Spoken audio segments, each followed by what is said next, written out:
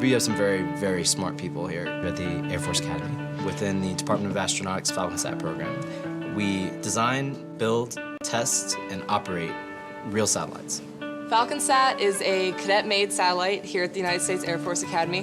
Right now we are in the Astronautical Engineering Mechanics Lab, and this is where we build the parts to make the satellite. Astro majors, we study the design and operation of spacecraft. There's different teams. There's the mechanical engineering team who actually puts the physical components on the satellite. There's the avionics team that tests all of the electronics, makes sure they interface with all of the experiments, the payloads we call them. There's the systems team that plans the next future satellite, so FalconSat 8 right now.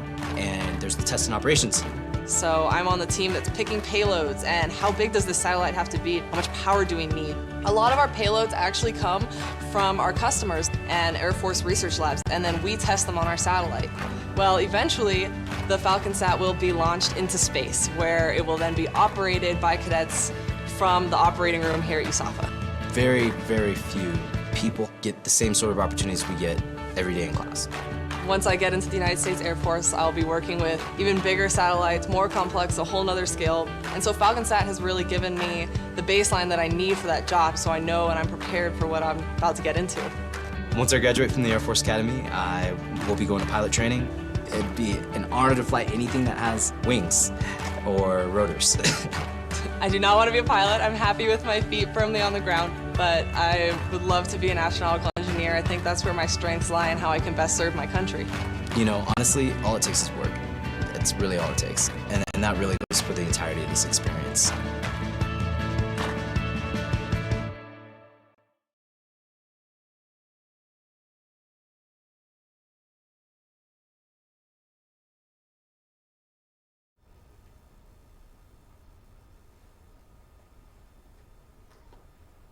Well, thank you everyone for joining us in episode 3 of our Audience with an Astronaut, sponsored by the United States Air Force Academy STEM office.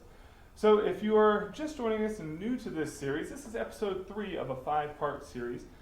Previously in our discussions with my esteemed guest beside me, which I'll introduce him in just a moment, we've talked about things about the past and present future of space. We've also talked about how education plays a role in future and past space travels. But today's episode, we're going to talk a little bit more about the training and the aspects of, now, how do we train for space? And not just how we've trained in the past, but also how does that training differ for our future space missions? Now, I do want to give a lovely shout out and sponsorship to our sponsors, the United States Air Force Academy and the STEM office, particularly for providing us the sponsorship for these episodes. Now, to get started, I do want to introduce our guest here to my side. And if you've joined us before, this gentleman needs no introduction, but I'm still going to do it anyway. So we have retired Lieutenant Colonel Duane Digger Carey, and also former NASA astronaut. So Digger, thanks again for joining us. It's always a pleasure to speak with you on these events. Yeah, it's great to be here, and it's great to see you guys again here at the Discovery.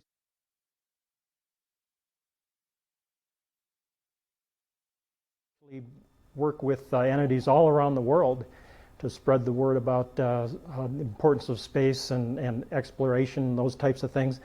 But the Discovery Center itself here in Colorado Springs, let me just tell the audience real quick, if you guys ever are fortunate enough to visit Colorado Springs, you need to come and spend an afternoon or a morning at the Discovery Center, because Keith, what you guys have here is really, really cool. And I like coming here because I learn something new every time I come to talk to you guys and visit your wonderful Discovery Center. So it's just an honor to be here, and we're going to have a great time. Absolutely. Once again, thanks for being a part of this. And as Digger mentioned, we do have a lot of things still going on here at our Discovery Center. Even though we do have COVID restrictions and sometimes we might not be open to the public to come in and physically visit our site, we do have a lot of virtual programs that go on throughout the week. So be sure to visit us on our website at discoverspace.org for our latest hours of operation and also our latest virtual programming that we're doing on those days. Now, I want to kind of jump right in. We talked about today's discussion, really the more of the training aspect of, how do astronauts train and how they've done it, particularly with your shuttle mission. And then later on in the episode, we'll talk about what does that look like for future missions into outer space. How does that training differ a little bit to how it has been in the past. So I'm going to kind of start out with asking you some questions, and we'll kind of have a discussion. And then also, for those who are watching at home, we're going to have some polls and also an opportunity for you to ask your questions to myself and Digger. Mainly, it will probably be towards Digger because he has definitely more of an exciting history than I have. But I'll do my best to try to stay on par with him as much as I can. But be aware that we do have those opportunities where you'll get a chance to interact through those polls and those Q&As. So without further ado, I want to kind of go ahead and pose our first question to you, Digger. And that question is really, what is it like to train to be an astronaut? So as you just got accepted, you're now an astronaut candidate or an astronaut trainee? Astronaut candidate. Astronaut candidate. ASCAN. NASA likes acronyms. Exactly. And so what does that training look like? Is there like a standard regiment that you do, and then are there specific things you have to do? Well, actually, there's both. And Keith, I'd like to start off by saying, although the topic of today's discussion is astronaut-specific training, you and I were talking before the presentation here a little while ago how there's a term out there called benchmarking. And what that means is no matter what your area of expertise is, it's really helpful to see how other professions or other groups solve those same types of problems. Now, I know we're talking to a lot of school-age kids today, K through 12 kids, maybe some college kids, stuff like that. And most of you at some time in your career are going to be involved in doing something, getting ready for a task that involves kind of like the peak of your profession. Not unlike an astronaut training for a mission to space. By the time someone gets hired to be an astronaut, they've already had one, perhaps two successful careers in either government service or private service.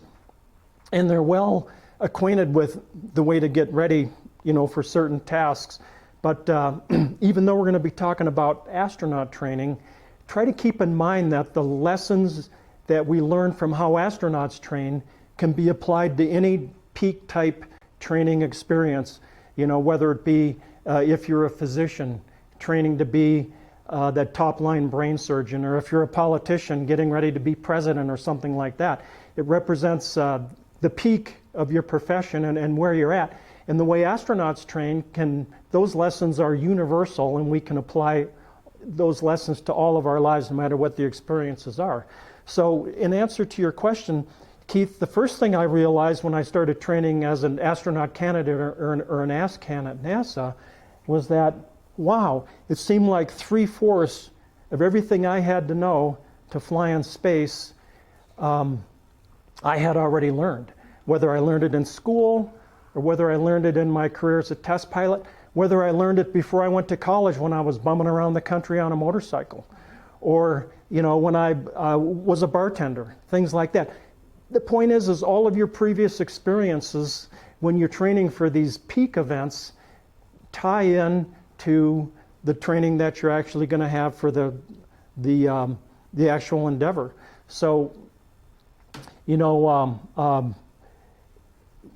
as a young person, if you endeavor to have these types of peak experiences and reach the peak of your professions, whatever it is that you're doing, whether it be your recreational activities, academics, your professional life, how you make a living, take all that stuff serious, learn as much as you can about everything you're doing, because you never ever know when you're going to have to reach back into your experience base and use something that happened 20 years ago in order to solve a problem that you're presented with right now. So space itself, and you guys here in the Space Foundation know this, space itself represents an endeavor and activity where only excellence is acceptable.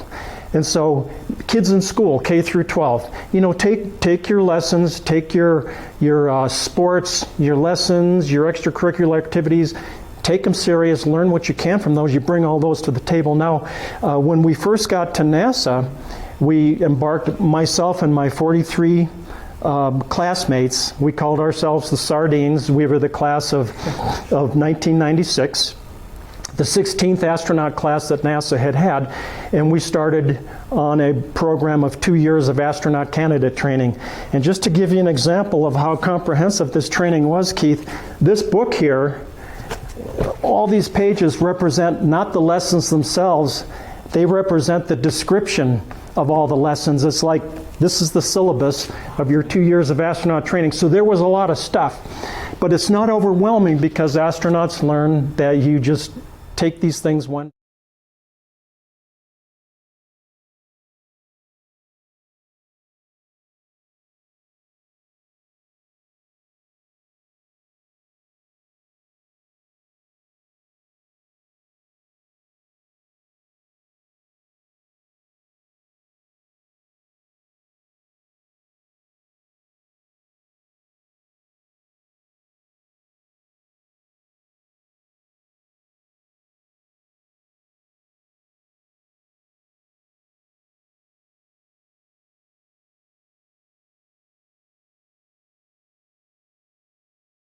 We learned that the lessons we had in astronaut candidate training really didn't have much to do with what you perceive as being astronaut training. The majority of my classmates had no prior government experience. So I have a little list here to the side of some of the major topics that we covered during those 2 years. They include federal service orientation, teaching people how to be civil servants in the United States government.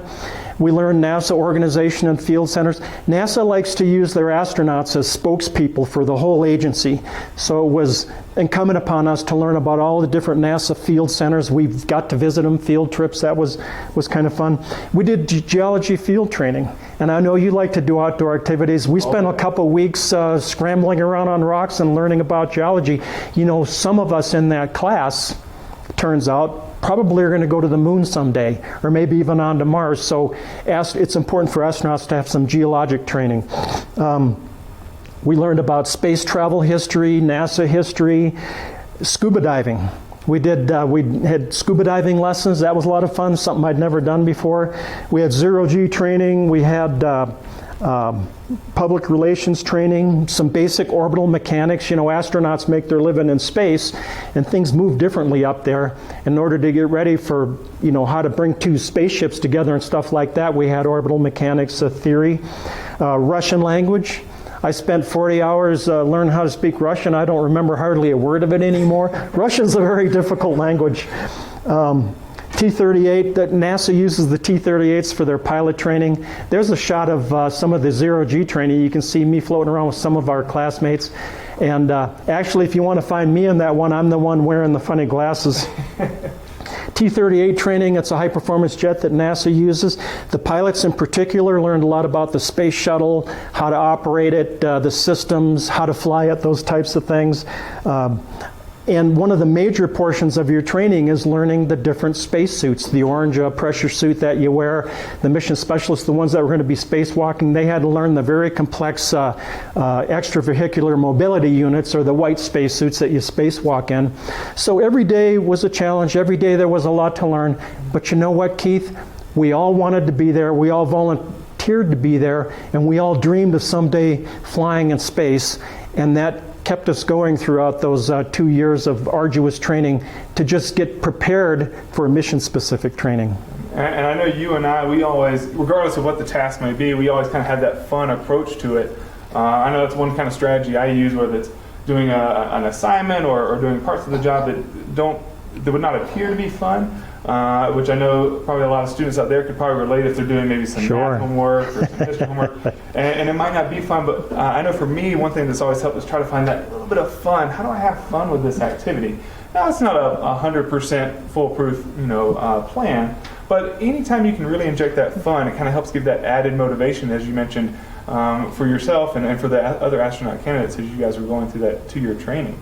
And I love the list that you had there. And out of all of that list, and we've had discussions personally, and I know we've had some episodes about it, talking about kind of all the glorified training sessions that astronauts have, and I'm sure there's plenty of videos out there, but we want to kind of really dig your brain. What are some things about that astronaut training that doesn't really get talked about that's still a crucial role of being an astronaut or anyone who wants to go to space? What are those kind of maybe hidden things that we don't really talk about a whole lot? Yeah, you know, Keith, that's a great question. The actual act of being on a space mission and being on a spaceship and doing duties and tasks in space, there are so many differences between the space environment and our environment here on Earth. There's just a bunch of stuff that there's no way to get the training for here on Earth. You just have to kind of learn what's going to happen and then figure it out once you get there. Like for instance, you mentioned the fun aspect.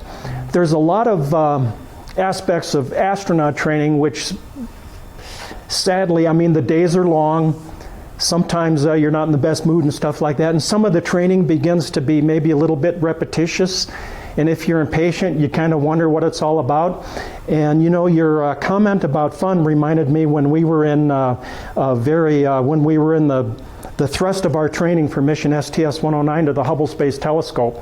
And these typically were 14 to 16 hour days. No one was getting enough sleep, getting ready to fly to space. And sometimes it was a drag.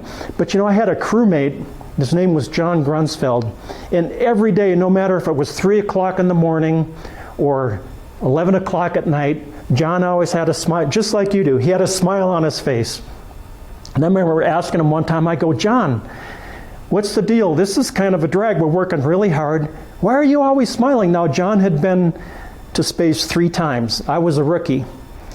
And John came up and he did something we can't do in this day of COVID, but he put his arm around me and he goes, Digger. He says, every day we train, we're one day close to being back in space. And I thought, wow, if a guy like John Grunsfeld, awesome astronaut, is this excited about getting back to space, I think we can put up with these 14 to 16 hour days, day after day, working weekends, because it's all going to be worth it. And when you're training for these peak events, whether it be space, whether it be something to do with teaching or medicine, politics, law, anything you want to go into, you keep your eye on the ball. And you remember during those hard days of getting ready, you just try to imagine what it's going to feel like. And for me, I was trying to imagine what it was going to be like when we were finally in space. And John really gave me a wake-up call that day. So you trudge through all these events and all this training and practice and practice and practice, waiting for the real thing to happen. Mm-hmm. It's all worth it. You know, you're working real hard to get there. It's all worth it. And I know, because you and I have kind of gone over some images and videos, and I know we have one image. There's an airplane, and I think maybe you're flying it, but I think it's a LOC, a loss of control, to where I think you have the plane flying, and you purposely lose control of the plane to see if you can capture control. Is that kind of how it goes? Yeah, I mean, the reason I suggested that we run this video is another example of your prior training all coming together for training for the peak experience. And those of us that were space shuttle pilots, all of us were test pilots, and we'd all been to test pilot schools. And this particular video, it drives home the importance when you're training to be a test pilot of learning your procedures and learning how to execute these procedures when things aren't going well. And this actually was like you're producing a flat spin there. Is that like? It was an inverted spin. And you know, Keith, if you sit around and feel sorry for yourself, it is scary. But when you're the pilot in charge of this aircraft, you know you've got procedures to go through. And in this particular aircraft, there were like 4 particular flight control executions you had to do all in the order and all in the right timing. But you spent a lot of time on the ground, in the books, figuring out what you had to do, and then when game day comes, you execute what you learned. And it was great training to be an astronaut, because of a lot of our astronaut activities that we had to accomplish, ascent, entry, and in space, were all things that were time critical and had to be done in the correct order. And you know, by the time you get to be an astronaut, you're already probably conversant with those types of activities, and then you just learn how you do it in a spaceship. Yep. You're always preparing yourself for these wonderful adventures. Absolutely, and then I think you bring up a great point of how much you've had to prepare for this, because in a situation like that, especially on the loss of control, and then you magnify that to say if something were to happen in space, the amount of preparation that you do beforehand helps to kind of remain calm, and even though it still could be scary, you know you've done the best you can to prepare, and Sure. you can overcome that situation, or put yourself in the best position to overcome that situation. Because, you know, for me, if I'm looking at that LOC flight, that loss of control flight, me with no prior preparation, I'm probably going to need a new pair of shorts. You know, that's just me. I would not be able to handle that. But I haven't trained for it, prepared as astronauts and yourself have done for that. So it's pretty awesome what you can accomplish if you prepare. And you know, for all of those students out there, you know, whether you're coming up for a test or even just now having to navigate all of this virtual learning, it's not been fun. And I'm sure you know your parents and guardians have also been there struggling with you. And you know, it's one of those things to where it's a challenge. And the more you prepare yourself for that challenge, just like preparing for you know the space shuttle mission, or even just as simple as that, I say simple, even if just for that loss of control flight, but the amount of prep that you put into that helps you become a better person, actually just in the right position to take care of those challenges and handle those challenges to the best of your ability. So it's pretty cool how much similarities there are. And you mentioned, I loved how you talked about, or you brought up the fact that we're not just talking about astronaut training. We're talking about how do you prepare for any challenge you have ahead. Anything. It all works. And you know, Keith, when you're benchmarking, you're a teacher. Mm-hmm. And I've worked with Keith here at the Space Foundation. He's the best teacher, and that's why he's here. That's why he's standing behind that table, because he's the best at what he does. And Keith, you know that one of the best things you can do as a teacher is occasionally, if you know that there's another teacher in another classroom that's really good at what she does, I just know that every now and then you dropped in on her class and sat in the back and just absorbed and tried to learn from how she did it. There's always someone you can find that does things a little bit better here and there than you do, and we're always learning from each other. So y'all that are preparing for dance recitals, whether you're preparing for a football game, whether you're preparing for a final test, why not learn a little bit from how astronauts prepare for space flight? All this stuff ties together, and we can all learn from each other, and we can all benchmark each other. Absolutely, and I know for yourself and as well as myself, I'm always that lifetime learner. I love figuring out new things. And I know it's the same for you. If we come up to a challenge, we want to learn all about it, and it just adds to our repertoire. So I would encourage all of you guys out there to continue to learn, even if it's something that you might not have an interest in or anything of that nature, but definitely dive into those things and expand your wealth of knowledge. Now, we have a poll, and really we want to kind of reach out to you guys to see what do you think, or what part of astronaut training is the most fun for you? What do you think you would have the most fun doing? And then also, we're going to kind of quiz you, and I don't want you to give away your answer just yet, but we're going to ask Digger to see what part of training he liked the most. So it looks like, based on this, maybe food and flight. They're coming up to be the top ones there. So we have our 4 options. I apologize. So we have our 4 options. We have food, we have flight, then we have survival, and then water training. So those are the ones that we have. So determine which one of those would you find probably the most enjoyable to do. So we'll keep that poll up for a little bit. And while they're answering those, I'll go ahead and give what my perspective would be. Now, I have done a little bit of survival training, kind of growing up in Georgia where I'm from. It was nothing formal. It was very informal. Usually learning from other relatives and things of how to take care of nature and how to work with nature and survive. Now, I will say I've always had an interest in flight. And even though as scary as that lost control flight example was that we showed, that's something that does engages me. I find that exciting, and that would be one that I think would probably be the coolest. Now, would I be good at it? Probably not, but that'd be the one thing that I think would be kind of the most exciting for me. So we're gonna, you had that poll there, so hopefully you had some good responses to that.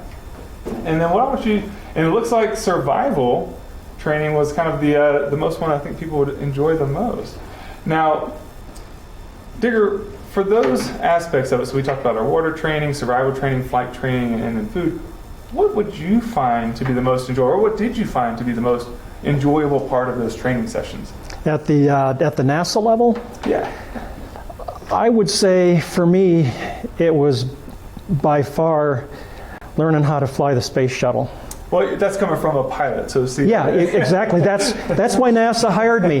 NASA hired me to be the dude that took the smart astronauts, like Keith would have been, that took the smart astronauts up into space so they could do spacewalks and do the robotics and do the hard work. And then it's the pilot's job to get them back to Earth. And then while I was in space, of course, since I didn't have a spaceship to fly all that much, you know, it just floats around when it's in space, I did things like keep the filters clean, keep everybody fed, keep everybody watered, and clean toilets. I remember, that's one thing I always kind of remember about that is, even though you're a very highly trained astronaut, you have all these other kind of what other people think are mundane tasks, but tasks that are kind of crucial to your survival. And then, you know, we have some images here that'll kind of talk about kind of more of the orbital mechanics and some other things. So if you'll just kind of explain some of these images we have kind of showing up here. Yeah, Keith, this is a great example of what we called top-off training or mission-specific training. Not every astronaut learned rendezvous training, just the ones that were going to be on a rendezvous flight. And by rendezvous, I mean like a space shuttle flying up to the Hubble Space Telescope. Orbital mechanics and the way a spacecraft moves in space in relation to other spacecraft is not only fiendishly complicated, but it's very non-intuitive. So if NASA does a lot of things well, Keith, but NASA represents the gold standard for training people how to do really, really hard, seemingly impossible tasks and giving them the confidence to pull these tasks off. Over the years, NASA has gotten to the point where they are the absolute maestros of teaching fighter pilots how to do space rendezvous. And that one slide they showed with all my handwriting and stuff on it was actually part of the oral final exam as a rendezvous pilot. In the oral exam, and you as a teacher with your degrees, you're working on a master's degree right now? I am. And so you know all about this examination thing. You go into this room with 3 or 4 of the smartest rendezvous people in the world, and they give you a blank piece of paper and a pencil, and they go, Digger, tell us what happens on the last 3 times you go around the Earth before you rendezvous with the Hubble Space Telescope, and everything you do during that particular 4.5 hours of flight. Well, you think it's really hard to memorize all that stuff, but this is really, really cool stuff, and it's stuff that you're going to be responsible for when you go into space, so you just learn it. And you learn it by heart. You refer to checklists, but you learn it by heart. You go over it and you go over it, and to put it in terms that my brother taught me, my little brother taught me, who's run a very successful company and has an incredible education, he goes, Duane, sometimes you want to put yourself in the position where it's impossible to fail. And you know the feeling. I do, and especially if you magnify that being in a pressure situation where it's space, or maybe you're taking an exam or something else, you want to put yourself in that best position to not to fail. Yeah, and every kid out there can do this stuff, because Keith, I had a kind of a different background than a lot of other astronauts did. Are you guys going to use that slide with my report cards from middle school? Did you decide to use that? I didn't know if you wanted to show that, but if you want to kind of talk about the grades that were on there. I just want to share with it. Let's talk to the middle school kids right now. You're looking at an astronaut that failed. I can't even remember if it was 8th grade or 9th grade. I failed 8th grade. And why did I fail? Well, I failed math class and all those kinds of other things. But the science class I failed, Keith, put me over the top, and I had to go to summer school. And so academically, I wasn't the strongest. But later on in my life, when I developed a desire to be a fighter pilot, and then later on a desire to be an astronaut, I learned that I could put myself on an even playing field with the kids that were amazingly talented and amazingly smart. You know why, Keith? Why? Because I was willing to work 3 times as hard as anybody else was willing to work. Now, every single kid out there can do this. She can convince herself that she really wants to do it, and nothing's going to stop her. She's going to work and work and work until she gets there. There was an example of a young lady that was volunteering for you guys a couple months ago, and she was a journalist working in the journalism field. And she decided, and she had a master's degree, and she'd been through college and all that, several years into a very successful career, and she decided she wanted to become involved in space as a profession. She came here, she volunteered, she worked hard, she did a bunch of additional stuff that nobody asked her to do. She did it because she was going somewhere. And I understand that within the last month or two, she just got hired by a major defense contractor to do what? To help them with their space contracts. Isn't that something? You never give up. Yep. When you really want to do it, you go after it, you set those goals. Keith, you and I could talk a whole hour about how to set goals and how to achieve them. Mm-hmm. But the main thing is you never give up, because there's one thing you can predict if you give up. If you give up, you're going to fail. If you don't give up, your future's wide open. Exactly, and I think that's one thing that, I have 3 kids, and as I have them grow up and I'm teaching them, it's not necessarily I want them to be the best of this, best of that, but really showing them how to succeed and how to fight through those barriers. And that's a crucial skill to have. And you guys, even though you might not know that, you're learning those skills right now. You're learning how to break through those barriers and accomplish all of those challenges that you've been faced, especially with COVID. And now having to learn from home and learn virtually. So not only the students out there, but also the teachers and the parents and the guardians who've had to kind of go through all of these different endeavors and challenges. So even though you might not think that you're learning those skills, you're learning them and you're getting better at them. And so the only thing I would like to encourage, and I'm sure Digger is kind of saying the same message, is continue to challenge yourself, because you're only going to make yourself better. And for any of those challenges that come along the way, they're going to become a little easier the more you get to prepare and the more you understand how to accomplish those challenges. So, of course. I'm enjoying this discussion with you. Now, I do want to kind of change gears a little bit here. We talked a lot about your training aspect leading up to the mission, and we haven't talked about too much of the mission itself, but I want to kind of skip ahead, because I feel like we have a lot of things out there that talks about the training and things of that nature. But no one really talks about what happens when you guys come home. So, here you are, you've now been on this mission to the Hubble Space Telescope. You've done all of this training well over 2 years, because you had the 2 years of candidacy, and then I think what was the length of time of once you graduated and became a full-out astronaut? What was that length of time before you got kind of scheduled to that first mission? That was, it basically took me about right around 1.5 years. After I was an astronaut, a full-fledged astronaut ready for mission training. It took me I'd waited 1.5 years to be assigned to a flight. But Keith, during that 1.5 years, you know what I was doing? I was working jobs to support my friends and people I knew that were going to space. Seems like a long time to wait, that I was actually an astronaut for 4.5 years before I blasted off for the first time.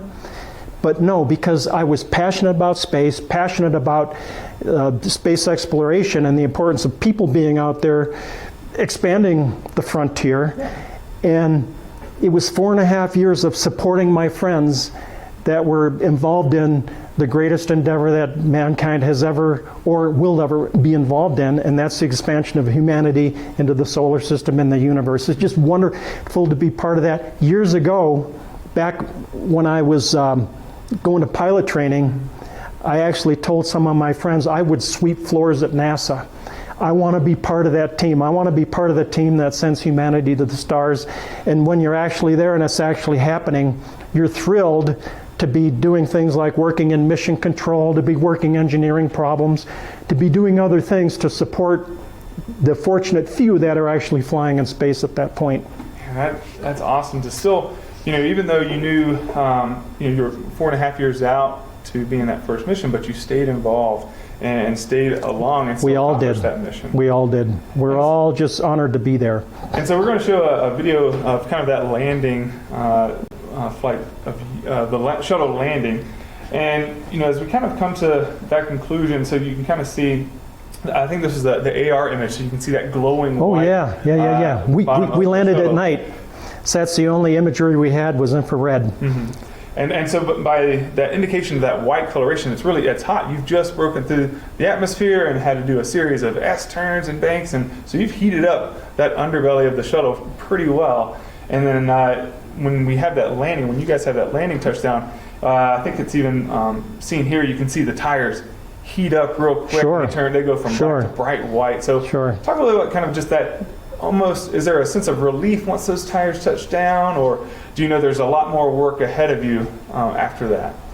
Keith, the only sense of relief for a pilot astronaut and the commander and the flight crew, the flight engineer, the only sense of relief is when you walk off of the orbiter onto the astronaut transfer van. That's the only sense of relief, because it's an incredibly complex machine. Now you've landed it, but you have 45 minutes of difficult checklists to go through to make the spaceship safe to approach for the ground crew, because unfortunately a lot of the propellants that we use on board the spacecraft are highly poisonous. So there's a lot of critical tasks you have to go through. I'll never forget when my commander, Scooter, landed the spaceship. First landing he'd ever made of the space shuttle, by the way, but it was perfect, just like we knew it was going to be. We stopped, and Scooter and I looked at each other, and we heaved a sigh of relief. And Nancy Carey, our flight engineer, who was a PhD helicopter pilot from the Army, she looked at both of us, and she said, guys, we got 45 minutes to go. Let's get after it. And we had 45 minutes of more checklists to accomplish, things that had to be done in the right order, otherwise something goes boom. So the only sense of relief is when you're off the spaceship. And you learn that as by the time you get to that stage in your career, you learn that sense of intensity, and you never let up, you never let up. It's just like, those of us that are interested in sports. For instance, we live in Colorado. We're Denver Nuggets fans. The Nuggets had a problem. They had a bad stretch, and the coach kept saying, guys, this is a 4-quarter game. You can be awesome for 3 quarters and lose the game in the 4th quarter. And it's the same way when you're a teacher. You can do great for 50 minutes, but if you lose your kids in the last 5 minutes, it doesn't matter what happened before. So you learn this level of intensity, and you keep after it. Now, you asked a question about what happens after space flight. Yeah, so you kind of talk maybe like so you've landed, you've kind of done all your checklists, you've gone off the shuttle. What is that next, what does that 2 weeks after that kind of look like for astronauts? Because I feel like that doesn't really get discussed a whole lot. Yeah, and once again, like a lot of things that NASA does, it's highly scripted, based on the lessons learned from those who have come before.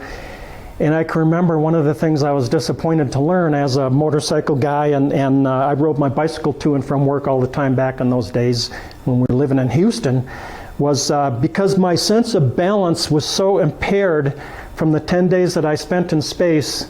My flight sergeant looked at me and he goes, Digger, I don't want you on that bicycle or on that motorcycle for 3 weeks. I'm like, oh, I was looking forward to getting back to my motorcycle. And so when I went home, I didn't tell my wife. I didn't tell Cheryl. But the flight surgeon was smart. He called Cheryl and told her this same thing. And then once Cheryl found out I wasn't supposed to be on the motorcycle or on the bicycle, that was it. You were grounded anyway. She was going to ground you is what she was going to do. Yeah, and Keith, when you're in the office... Oh, yeah, and there's a great shot of you on the bike as well. Yeah, that was, this is, as a motorcycle guy, this is one of the things I dream of. One of these days, we're going to have electric motorcycles on Mars. It's going to be the coolest thing. I won't be able to ride them, but the other kids will. Anyways, Keith, another thing about being back home, you can always tell, when you're in the astronaut office and you're walking behind somebody in the hall, you can always tell if he or she just got back from space, and it's by the way they walk and the way they go around corners. Your sense of balance is all messed up. And, when you and I, when we're walking down the hallway, you walk, and you go around the corner and you're happy and stuff like that. This is how astronauts walk after they just come back from space. They go down the hall, then when they come to the corner, they stop, they turn, and then they continue on that way. That's all because straight lines. Their sense of balance is messed up. It's terrible, but NASA tells you what to expect, and so you know that that's going to happen. And another thing is, think about it. You haven't used your legs. I was in space for 10 days. Didn't use my legs at all for 10 days. So I had some muscle soreness and stuff like that after I came back. There's a lot of things that happen to your body that we actually don't fully understand. And for you kids that are interested in going into medicine or medical research, physiological research, and those kinds of things, these are some of the main questions, Keith, that we have to answer before we send astronauts to Mars. You know, that first Mars mission looks like it could very well be a 3-year mission. You blast off, it takes you like 6 months to get to Mars. You might spend 6 months on the surface, and then 6 months to get back. Or if it takes like 1.5 years to get out there, or 9 months to get out there. These missions could easily morph into like 3-year missions. And why do you have to wait so long on the surface before you come home? It's because the way the planets are moving. And sometimes Earth is really far from Mars, and sometimes Earth is relatively close to Mars. When you're out there in the solar system and you're out there in the universe, and this is true actually for life on Earth, you have to obey the rules of the universe, you have to obey the rules of gravity, you have to obey the rules of physics. It's like we're learning with the virus.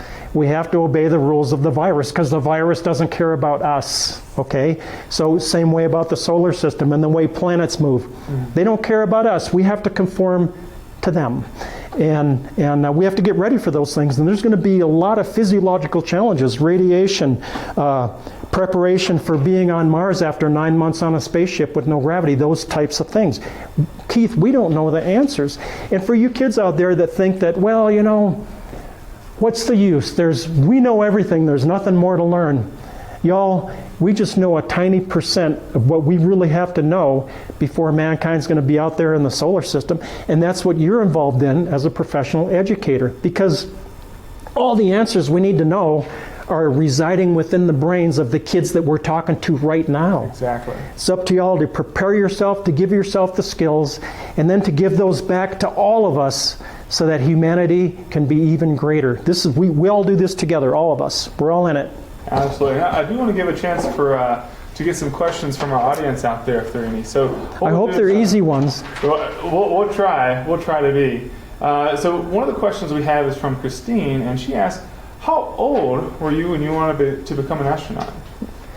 Well, you know, Keith, I first started thinking about it when I was I would say probably 12, 13 years old. I had just started reading what we refer to as hard science fiction.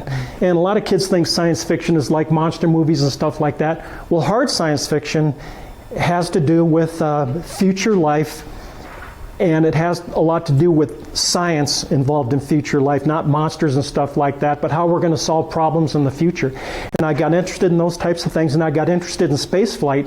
But you know, to tell you the truth, it may sound funny to hear an astronaut say this, I felt that wasn't for me. I wasn't real good in school. I had discipline problems. I had attitude problems. I didn't want to go to college, those types of things. I didn't really want to do anything except ride my motorcycle and have fun. And then later on, the desire to become a fighter pilot and perhaps go to space became even greater. And then I went after it. But I would say the short answer is I first started thinking about how cool it would be to be an astronaut when I was like 12 or 13 years old. But it seemed impossible. It was one of those things that wasn't going to happen back then. And especially too, being that age, you know, you kind of have the whole world ahead of you, but yet you see all these steps and things in the way of like, it seems impossible. So long to get to that part. And I know we have another one here.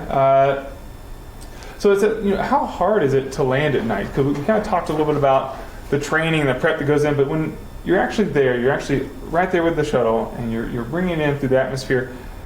Describe kind of the difficulty, and even maybe how did the training relate to that? Was the training spot on for when you were landing, or were there any surprises that came up when you guys did that night landing? Speaking as a pilot, anybody that's a pilot, particularly those that have an instrument rating and beyond that, you learn that landing at night is vastly different from landing during the daytime. There's a whole different set of visual cues and steps you have to go through in order to perform the task safely.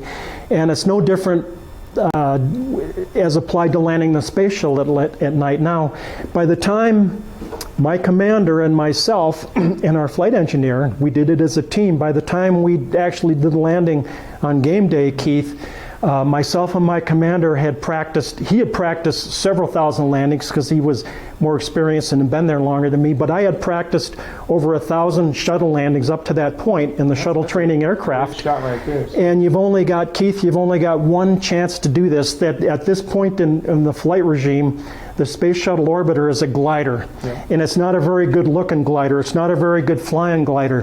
The flying brick, is that? The rule of thumb with airplanes is the worse they fly, the faster you have to land them.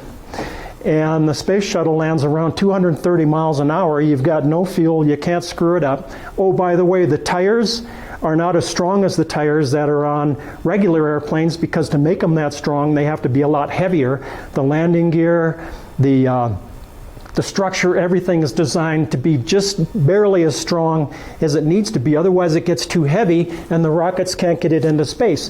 So what that means is if the pilot is supposed to touch down at 195 knots, you don't dare touch down at 200 knots or 190 knots. You got to hit that 195, because that's what the only speed that the aircraft, that the orbiter can really take. So Scooter and I, you practice until, in the words of my little brother, you get to the point where it's impossible to fail. NASA does that really, really well. NASA believes in the redundancy of training, the practice over and over again. The last thing Scooter and I did before we flew into space was to have a shuttle training aircraft session where he practiced 20 landings and I practiced 20 landings. And then we flew to space, so it was fresh in our mind. And guess what we did, Keith, during our last night in space, because the next day we were going to land? What's that? Scooter calls me over to a corner in the spaceship. He goes, "Okay, Digger," and he opens up his laptop, and there's a video game on there about how to land the space shuttle. And he and I practiced about 10 or 15 landings on the computer the night before. You don't mess around with this stuff. You can't afford to fail. You can't fail, so you make it so that it's impossible to fail. And we had another question here, shifting to the shuttle. Is it hot in the shuttle? So I think probably for that question you can probably talk about in general, but then also, does it heat up the inside of that compartment, especially during that landing, especially when you're getting all of those those rising temperatures that's coming through the atmosphere? So is there any really big temperature difference when you're living on the shuttle, and then also as you're coming in on those landings? Now, Keith, that's a great question. I've never had that question before. That shows that some people out there are really thinking. When you're in space, the space shuttle was a remarkable machine, and when you're in space, you can control the temperature just like you can when you're inside your mom or dad's car. You control the temperature and the fans, how hard they're blowing, and those types of things. It does a wonderful job when you're in space. Now, coming back, what a great question, because apparently, whoever asked that saw that the Space Shuttle Orbiter gets very hot on that trip back to Earth. And Keith, you know, what a lot of people don't know is several hours before you actually do the landing, you're getting prepared for everything. One of the things you do is you get the inside of the orbiter and the spaceship itself just as cold as you possibly can. To put it in simple terms, you turn off the heat. You get your radiators to full speed so that they can reject as much heat out into space as they can, and get yourself as cold as you can before you enter that atmosphere. But in the latter stages of the entry, it does start to get warm inside the space shuttle, as you might imagine. Now, can I share a secret with you that nobody out there is going to tell NASA, because I'll get in trouble for this? Can I? I mean, I think your secret's safe. Can I spill the beans here? In the latter stages of the entry, I did something I shouldn't have done. I'm wearing this pressure suit in case something terrible happens, and the pressure suit will keep you alive.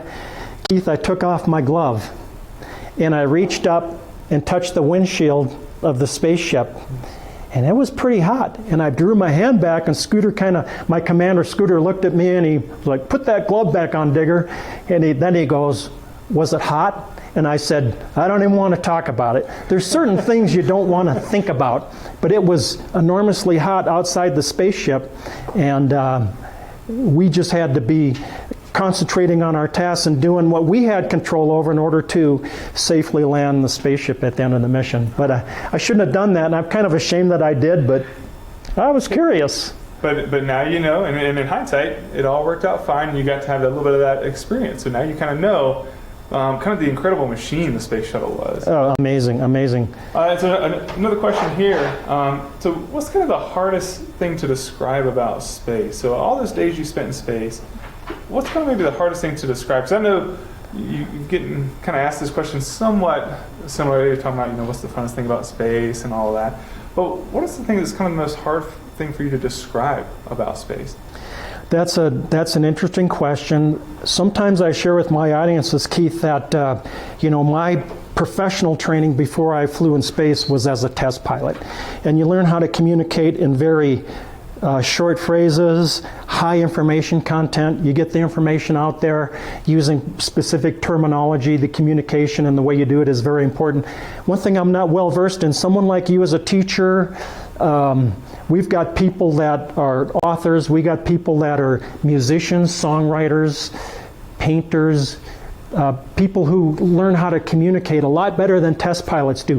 Someday they'll be able to describe the answer to this question that I'm fixing to give. When I answer this question, it's going to leave a lot of questions in your mind. But Keith, I would say the hardest thing to describe is something that astronauts over the years describe as they call it the overview effect. The effect that it has on your way of thinking and your perspective when you actually get a view of Earth that less than 600 people that have ever been born have actually got to see. And the only way I can describe it as a test pilot who has very limited communication skills, Keith, let me just say I was up there one day and there was about 10 minutes. We were very busy. There was 10 minutes when I didn't have anything else to do. And I looked at the Earth, and then I looked at the moon. And the moon, it looked like you could reach out and just touch it. And I got this incredible feeling that came in, was more like a faith feeling, more like a coming from inside, where I felt like there was an awareness out there. And you know what I said to myself? I looked at the moon and I looked in the Earth and I looked out into space and I said, I finally get it. I finally get it. Get what? I can't tell you what I got, but I got it. And I still feel that way. My wife can tell you that I've been changed. Virtually all of us changed from being in space. Look it up on the internet. It's called the overview effect. One of these days, we're going to have, like I say, the equivalent of a Paul McCartney or a very accomplished author, some type of artistic person that has these experiences out in space and then can communicate to the rest of us what that really is. Put that in words. But I felt like I get it.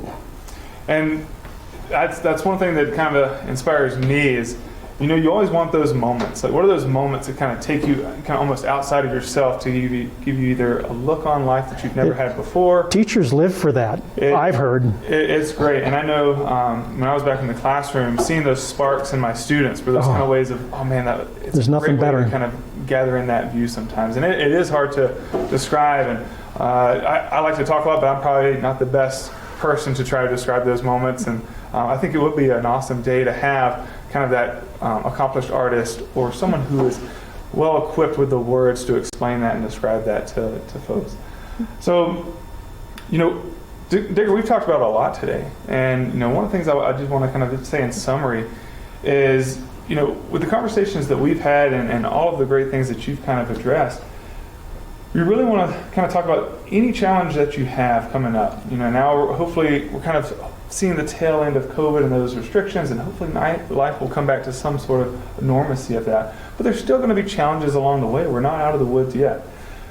Regardless of what that challenge is, take the advice of Digger and along with a lot of other people out there.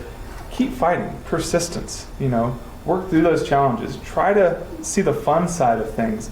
Granted, fun might not always be there, but try to see the fun in any challenge you have and fight through those challenges, because we know for certain a few things are going to happen.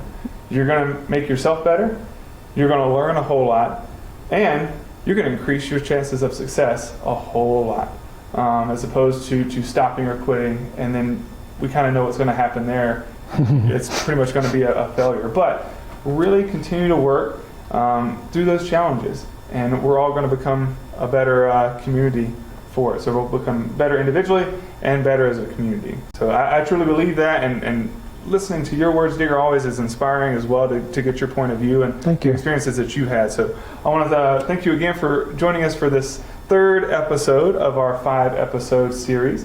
So join us next month as we'll have our episode 4 with, once again, our lovely friend Digger here.